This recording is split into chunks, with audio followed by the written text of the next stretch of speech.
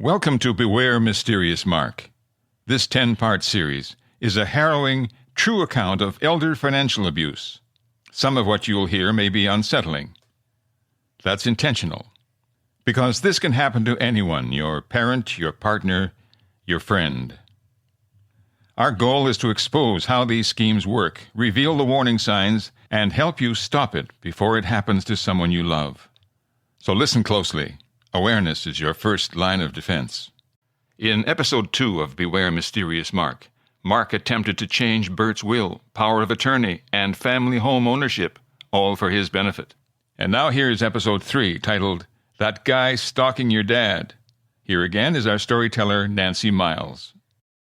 Amazingly, after the tension of their recent argument and Bert's reluctance to forgive daughter Brooke, the pair seemed to get back to an even keel, and Brooke again would drop by for morning coffee.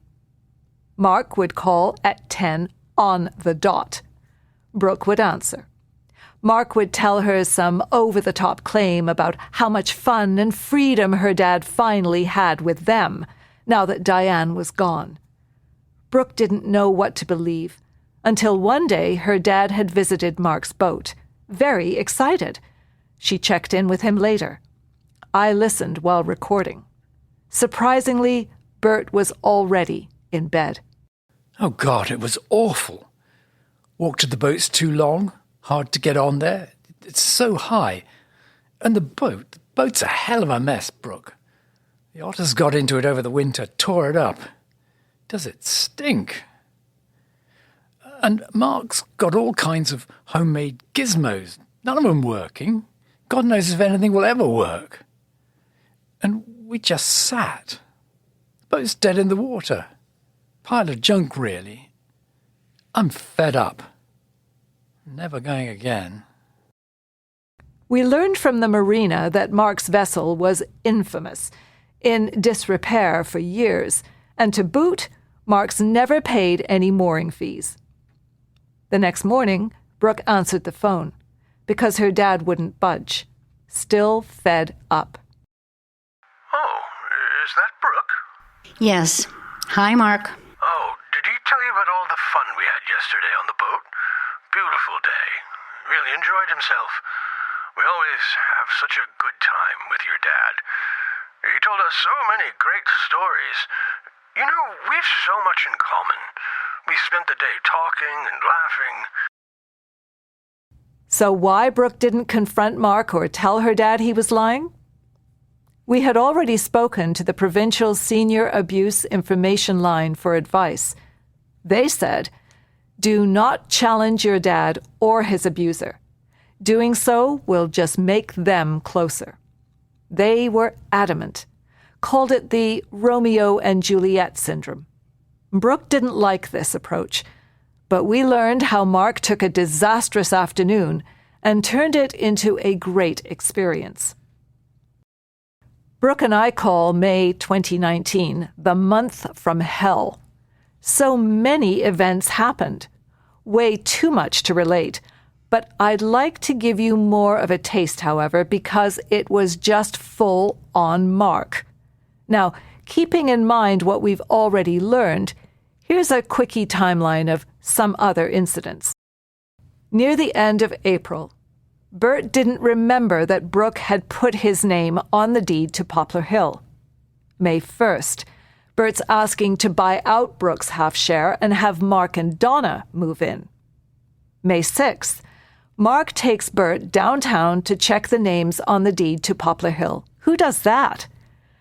May 8th, Mark asks to meet us under false pretenses. May 9th, we have our visit from hell with him. May 15th, Mark removed Bert's answering machine, switched his internet carrier and phone, and left his own voice and name as the greeting. Bert was unable to use the voicemails, so didn't receive Brooke's messages. Plus, Mark had changed the password, so we could no longer access or maintain her dad's account. May 21st, Mark takes Bert to lawyer John. May 23rd, Bert repeats to his weekly next-door drinks buddies that he doesn't like me or my family, and he's going to make Donna his POA. Big argument ensues as the guys hammer him back. Same day, Mark tells neighbor Anne that Brooke's an elder abuser. Cherry on top. Janice, a concerned family friend, phoned us that afternoon. Brooke, went over to visit your dad this morning. Found a frickin' weirdo named Mark sleeping in the front seat of your dad's car? In his garage. Who the heck is this creep? A friend of Dad's. Friend. He claimed he was your dad's surrogate son. And he called Poplar Hill his second home? What's that about? Look, I'm really worried. Saw him when I first arrived, riding down your street. Really think that guy's stalking your dad. He's trouble, Brooke. Bert's geriatric assessment, ordered by our GP, Dr. Kupar, began in mid-May of 2019. After seeing the occupational therapist, Bert happily shared his score on the cognition test with his Sherry friends and with Brooke and me. I got 21 out of 29. The lady told me that's as good as an 80-year-old. Would this seem pretty decent, since Bert was 95, and people with significant cognitive issues score in the low teens. The social worker Jason then met with Brooke and her dad, individually. Brooke explained the knife's edge issue and how her dad fears Mark may lose his affordable rental. Then, since she knew Bert's score, she was able to learn more. So what does 21 out of 29 mean? Well, it wasn't a bad score for a man his age, but it does suggest mild cognitive impairment. Okay. I want you to know, Brooke, your dad loves you. Lately, it hasn't felt like it. We used to be so close. I want you to understand that you're not the author of your dad's decisions. But he's begun to feel vulnerable living alone. Oh, well, he's all over the place. You've heard of his new friend, Mark? Yes, I'm aware. He never stops talking about Mark. But one minute he admires him, the next he's putting him down. I don't know what he really wants. I think your dad's conflicted about a lot of things, Brooke. He's going through a difficult time. Right. Okay. Well, what can I do? Just be there. Listen. Be supportive. I'm trying. But have to admit it's hard with Mark. Things are really strange. What do you mean? Just 2 weeks ago, Dad offered to buy me out of the family home. Apparently, Mark and Donna want to live there and look after him. But Mark won't do this without a 10-year rent-free guarantee. I can't square this in my head. Mark's telling Dad he's afraid he's going to get kicked out. Yet he won't move in without this ridiculous ask. What? 10 years? Rent-free? Well, let's just say at the very least I'd call that opportunistic. But I have noticed Mark has no respect for personal boundaries. Oh, you got that right. Never met anyone so intrusive, so pushy. You're in a difficult position, no doubt. But don't despair. Your dad cares for you. A few weeks later, Bert went to see the geriatric psychiatrist. Brooke was invited. Later told me all about it. Dr. Owen was warm and gentle, instantly putting Bert and Brooke at ease. There wasn't any overt testing. Instead, it was a 2-hour conversation centered around her dad's new friends and how he was feeling after his wife's death. Brooke remained quiet, unless Dr. Owen asked her a question, but she learned a lot. She confessed to me that a few of her dad's answers were eye-openers. For example, when asked how well he was sleeping, Bert said, I'm up every night worrying about my POA. And I used to sleep through the night all the time. A surprise because her dad had been waking up and having a snack around 2 a.m. for nearly 20 years. Not bothered by anything. Just had the munchies. There were a number of other comments that struck Brooke. For instance, while Dr. Owen asked her something, her dad blurted, Brooke has Nancy. Why shouldn't I have someone? That really blew Brooke away. Her mother had only been dead 7 months, And later, her dad suddenly stood up shouting, arms thrust up in the air. Bert's outburst only lasted 5 to 10 seconds, but this behavior was a first for Brooke. Dr. Owen spent a lot of time explaining how grief would be a huge factor for her father. His level of stress was very high, creating insecurity. Dr. Owen wound up the meeting, suggesting that Bert not make any changes to his POA or will for at least a year. Brooke asked Dr. Owen for 5 minutes alone to get a better understanding of her dad's situation. Dr. Owen began. Well, Brooke, although your father had some definite memory issues and is still grieving for your mother, he is capable of making his own decisions. Okay, but why is Dad so angry at me? I know this must be very difficult for you, Brooke, but it's because you are the closest one to him. A lot of Dad's issues seem to be coming from Mark. That may be, but don't challenge your father about Mark. It won't work, and it will make any cooperative options disappear. Instead, I suggest you try and get your father to be open with you because he's being so secretive. Okay, I'll try that. Mark is a sociopath, Brooke. I'm afraid you and your partner are in for a long and weary road. Boy, was she right. In mid-June, Brooke and Bert had one of their lengthy, bewildering conversations while sitting near the ocean. I knew Mum left everything to you, but I didn't realize it was the house as well. But Dad, you must have known the house was in our names when we bought it in 1996. You and Mum agreed. I was convinced half the house was mine. Well, I wasn't convinced. I just took it for granted. But in January, I put your name on the deed the same way Mum's and my names were on it. So you own half the house in joint ownership. I don't like joint ownership. Can't you understand? I don't own half. I can't leave it to anyone. Not Mark, not Donna. But I'm not ready to buy you out. I want to wait and see. Mark expects the book he's just finished to have a big payoff, so we'll see how it goes. I might help him out if nothing comes of it. This was the first time Bert revealed to Brooke that he was thinking about leaving Poplar Hill to Mark and Donna once he purchased Brooke's half. Brooke was profoundly hurt, but she had always believed her dad's assets were his to command. There was one occasion where the issue of confidentiality actually worked to our advantage. An afternoon late in June, we received a phone call that was a slap upside the head. A local notary named Noreen Jones was on the line.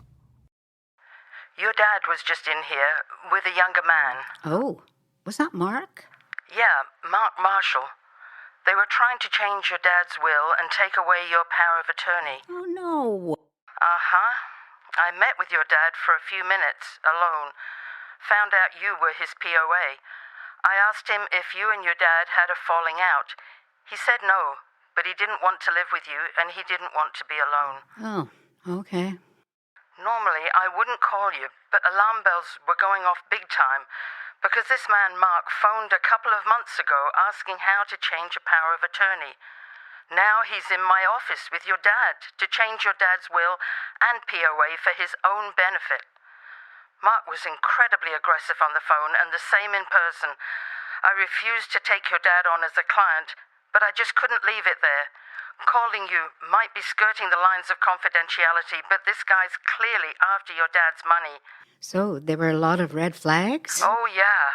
Are we talking undue influence? 100%. I'd be willing to bet he's done this before. You need help, Brooke. I think you should go straight to the police and to your dad's bank. Brooke and I were stunned that a complete stranger, a professional, phoned to tell us that someone not only made inquiries about changing Bert's power of attorney, but had actually brought Bert in to do just that. This rocked our world. Brooke is Bert's only child and his POA, for heaven's sake, and Mark was trying to change this behind her back. Suddenly, we were in the midst of a 5-alarm fire. Brooke and I immediately went to her dad's bank, learned that as his POA, she could monitor his accounts and see the balances anytime, but the bank would not limit withdrawals on Bert's accounts without medical authority. When we went to the police, the RCMP officer we talked to was sympathetic, but couldn't do much. He took our information, created a file, but until Mark committed a fraud or physically abused or neglected Brooke's dad, there's no crime. He agreed Mark's behavior was sleazy and that it stinks, but it wasn't in the criminal code. He suggested we ask the bank for withdrawal limits and refused to check Mark's background. The next day, our lawyer John Spencer called. He had just compared notes with the notary Noreen Jones. They both had the same visceral reaction and concerns about Mark's obvious undue influence over Brooke's dad and his financial affairs. John encouraged Brooke to seek help from the public guardian and trustee, commonly known as the PGT. We'd never heard of it, so quickly Googled. Discovered that the PGT is a provincial body with a range of services, including protecting the legal, financial, and healthcare interests of adults who need help with decision-making. So Brooke called them, spoke to a rep as I listened in. It was a very short conversation. Once Brooke told him she was her dad's power of attorney, the PGT rep felt Bert's situation was relatively safe and chose not to engage. 3 other significant events happened late that summer. First, Bert mentioned to Brooke he'd seen a lovely 30-foot Airstream recreational vehicle, wanted her to see it. So there they are, father and daughter, trying to move about in a tight space. As they try, unsuccessfully, to get their knees under the kitchen table, Bert claims he could live there. Brooke's thinking, but why? Fortunately, Bert soured instantly on this investment when he learned how much the RV had already depreciated in value. A few weeks later, Bert showed Brooke a brochure for a kit home, a 1,200-square-foot Craftsman, really nice-looking rancher. Bert says Mark could build it on the Poplar Hill lot as a guest house for $100,000, as if. It would cost more like $400,000, and for whom wasn't really clear. And the last event was a short 3-paragraph letter to Dr. Kupar that Brooke happened to find at her dad's. She took a quick pic. The undated letter was typewritten, so not prepared by Bert. Its contents very worrying. The letter read, Dr. Kupar, 2 things. 1, I need my prescriptions renewed. 2, would you kindly provide a letter to whom it may concern for me to show that in your professional opinion I have the capacity to handle my affairs? The 3rd paragraph explodes the illusion that Bert was the author. It read, if she asks why, simply say you wish to make changes to your will and might need the letter for a lawyer. So tell me, whose grasping fingers do you hear on the computer keyboard? Oh, and I bet you won't be surprised when I reveal that those fingies will be tap, tap, tapping again. No matter really, as Bert's competence assessment was now complete. Dr. Owen had officially declared him capable of making his own financial decisions. Jason, the social worker, called Brooke in August of 2019 to let her know that he had informed her dad of Dr. Owen's decision. Bert told Jason that he was over-grieving Diane, he was leaving Vicky his TFSA. Mark and Donna weren't moving in, and his buyout offer was now off the table. Good old Vicky was Johnny on the Poplar Hill spot in mid-November when she discovered a key element to Mark's strategy. That mid-morning, Vicky flew in our front door, breathless and agitated. Oh, my God. Oh, my God, Brooke. You're not going to believe this. Look what I found. Swear to God. You won't believe it. Those other scumbags. What? Come in. Sit down and catch your breath. You're going to be so pleased with me, darling. I found a letter to your father. A letter, 4 pages. Open on the table by his chair. You know his little table? Yeah.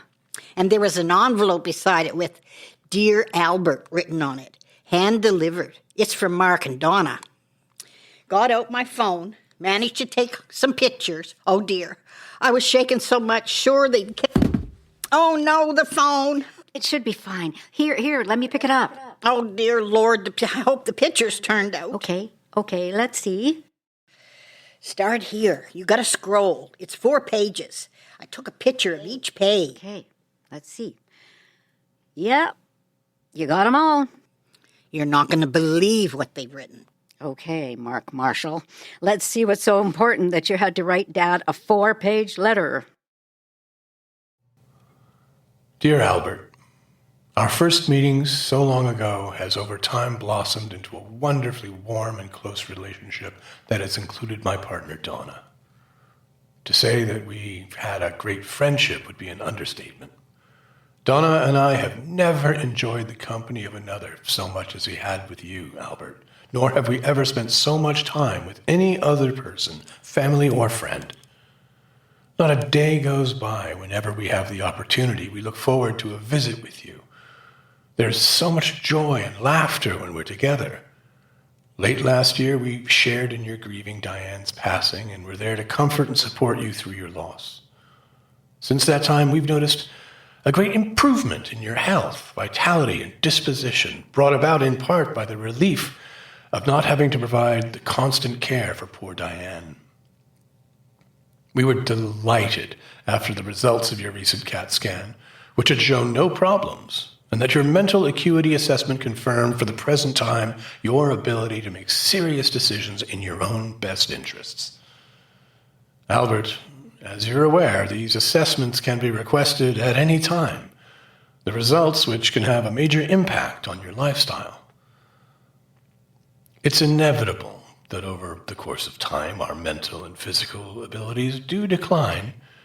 In your case, Albert, that may occur for any reason and at any time. A simple fall, for instance, may cause a debilitating injury and render you unable to look after yourself. Should this happen, it is imperative to ensure your wishes are properly documented to protect you. During the last year, the three of us have talked about the mutual benefits of eventually combining our resources with the possibility of living together as an extended family. Donna and I have discussed this idea at length and believe that the benefits far outweigh any disadvantages. For you, Albert, the main benefit is one of ongoing security and safety, comfort, loving care, and companionship. For Donna and me, it also provides a sense of security and the knowledge that we are close by and able to assist you. So how can this be achieved? Well, here are some suggestions. A review and any subsequent change to your will, enduring power of attorney, and possibly your executor should be done while you have the legal mental capacity to do so. Failure to do this in a timely manner may likely result in an unwanted situation. You first speak with your daughter, Brooke. You tell her your wishes for the three of us to eventually live in the Poplar Hill home together as an extended family unit. Brooke has expressed no interest in living in the family home, but would rather relocate to the Orca Bay area. You then suggest that you acquire her interest in the family home. Donna and I plan to stay in our present location and would only move in with you if and when you are ready to accept us as an extended family unit. That is all for now. Love and hugs, Mark. Oh, my sweet Jesus, the utter bullshit. This letter's a carrot and stick stuff, Brooke. My God, it's just incredible. Mark never, ever lets Dad off the hook. Always kindness laced with coercion. And now they're overriding the psychiatrist's advice not to make any changes to his will and POA for at least a year. Yep, unbelievable. And hey, what's this about you two not wanting to live at Poplar Hill? Well, that's just garbage. We've never considered Orca Bay. Always talked to Mom and Dad about being at Poplar Hill when they were gone. Good grief, they're scaring the pants off your poor old defenseless father. Exactly! Who the heck does this Mark guy think he is? He thinks he owns your father, darling, and I'm afraid he might be right. Wow. They're trying to get into Poplar Hill. Deep breath, darling, deep breath. Now, let's read it all over again. Okay, but then I'm calling my lawyer. Our dramatization continues in the next episode, but now we explore today's theme: what families can do when they suspect a parent is being preyed upon, and how confidentiality, the very thing meant to protect us, can also protect those who would do us harm. First, lawyer Charlotte Salomon, then Nathan Spaling, founder of the Capacity Clinic and co-founder of the Canadian Centre for Decision-Making Capacity. Right. So if you think that your parent, your elderly friend is being bamboozled, so to speak, there's nothing wrong with contacting the police and asking them to do a wellness check on the person, especially if you feel that you are being cut out from the life of that person that you care for. You're not allowed to see them. You're not able to talk to them on the phone. Or, let's say their doctor wants to see them, but the patient never calls to make a doctor's appointment. Then I think that's a really good avenue to go, is through the police. If there's no power to be done, I think then you would need to get the public guardian and trustee involved and make an application to power of attorney. If there is power of attorney and someone is misusing that power of attorney that they were given by the individual, then a court application can be made to remove that particular person or declare that power of attorney invalid and have another attorney appointed instead, or a committee. Risk for the person. Confidentiality is really a double-edged sword. And I say this because on one hand, you can see how it creates limitations to the due diligence that people would be crying out for. But on the other hand, it's the underpinning of the fabric of the legal industry, is being able to have the confidence that I can make decisions, I can get information, I can get advice, and I'm not going to have to worry about the backlash of how other people are going to react. And that is, especially when it comes to these types of planning documents, such an important part of how does the professional balance this. Today's episode featured the voices of Susan Anderson as Nancy, Andy Dawson-Reed as Bert, Jason Stevens as Mark, Susan Wilkie as Brooke, Amy Jones as Janice, Rick Caulfield as Jason, Margaret Donald Kuntz as Dr. Owen, Marion O'Byrne as Mark, and Mary Knox as Vicky. Barry Bowman. This is a production of Radio Sydney, with support from the Government of Canada's New Horizons program for seniors. The series was produced by Bill Collins, written by Nancy Miles and Brooke Cooper. Dramatization was directed by Matt Watson, with sound engineering by Bill Collins. I'm Barry Bowman. Please join us again.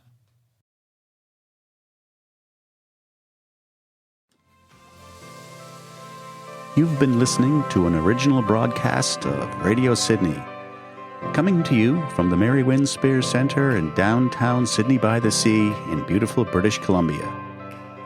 Thanks for listening.